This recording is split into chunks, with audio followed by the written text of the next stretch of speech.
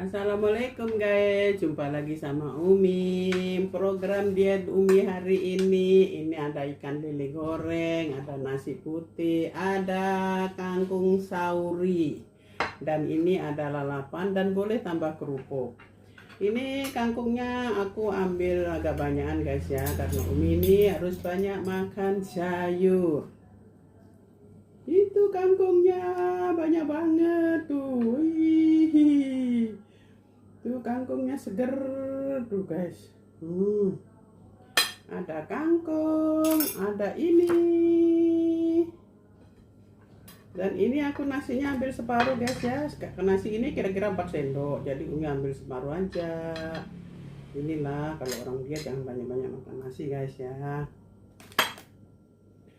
Boleh tambah sambal. Ini sambelnya.